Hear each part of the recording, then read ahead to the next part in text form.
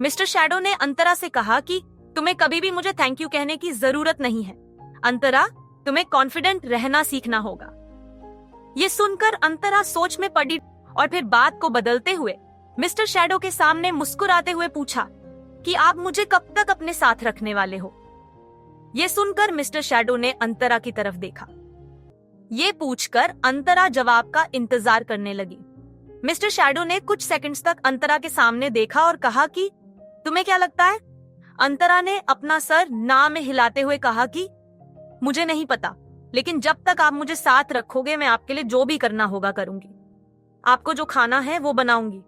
ये सुनकर mister shadow ने मुस्कुराते हुए अंतरा से कहा कि अंतरा, मुझे पार्टनर चाहिए, पर कोई नहीं, वो सब तुम्हें धीरे धीरे समझ आ जाएगा।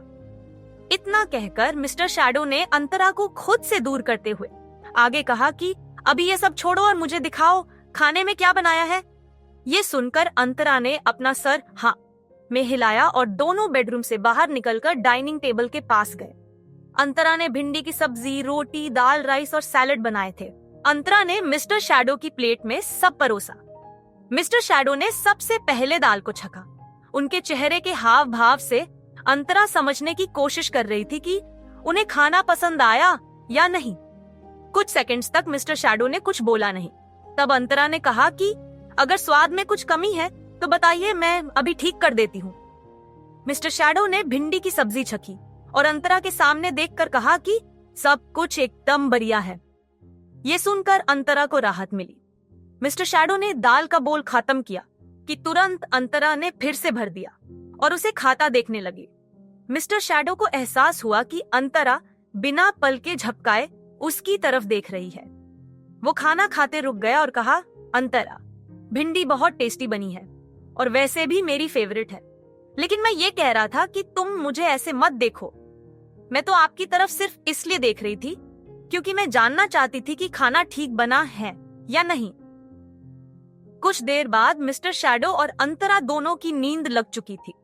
दूसरे दिन सुबह अंतरा रोज की तरह जल्दी नहीं उठी थी। तभी बाहर हॉल में अंतरा का फोन बजा। अचानक हुई आवाज से अंतरा की आंखें खुली। उसे एहसास हो गया कि उसे उठने में देरी हो गई है, इसलिए वो घबराकर झटके से उठी। अंतरा को याद आया कि जब वो आहूजा निवास में रहती थी तब सुबह उठने में अगर 1 मिनट भी देर हो जाती थी तो उसकी सास पूरा घर सर पर उठा लेती थी। ये सोचते हुए उसने देखा कि इस वक्त 10 बज गए थे। अंतरा बेडरूम से निकलकर बाहर हॉल में आई और अपना फोन हाथ में लेकर देखा तो वो तन्वी का कॉल था। अंतरा के कॉल उठाते ही सामने से तन्वी की उत्साहित आवाज आई, अंतरा, तुझे एक बात बताऊंगी तो तू खुशी से पागल हो जाएगी। अंतरा अभी भी थोड़ी नींद में थी। उसने उबासी लेते हुए कहा, ऐसा भी क्या हो गया? सामने से तन्वी की आवाज आई, तू प्रेग्नेंट हो सकती है। ये सुनकर अंतरा को कुछ समझ नहीं आया और उसने तन्वी से कहा कि मतलब तुझे तो पता है ना मेरी।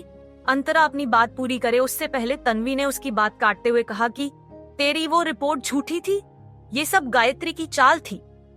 तन्वी ने आगे जो कहा वो सुनकर अंतरा के पैरों टेल जमीन खिसक गई। हेलो अंतरा, हेलो।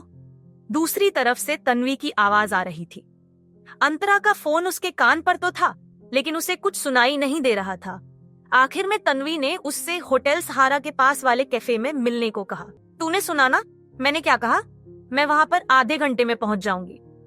अंतरा ने अपने ही ट्रांस में कहा, हाँ ठीक है। कॉल डिस्कनेक्ट होने के बाद भी अंतरा कांप रही थी।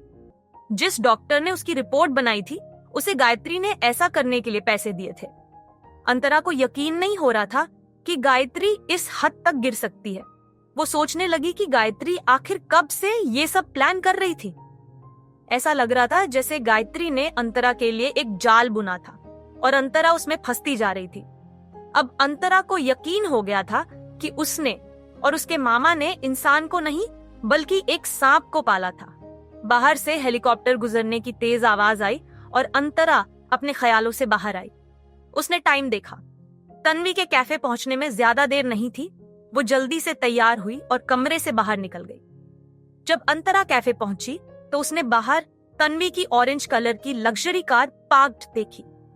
अंतरा जल्दी से कैफे के अंदर गई। तन्वी ने अपना हाथ टेबल पर जोर से पटकते हुए कहा कि वो तेरा रुद्र भी अंधा है जो तेरे जैसी बीवी होने के बावजूद उसके साथ अपना घर बसाना चाहता है। तन्वी काफी गुस्से में थी। अंतरा तन्वी के फोन पर हॉस्पिटल के सीसीटीवी फुटेज का वीडियो देख रही थी।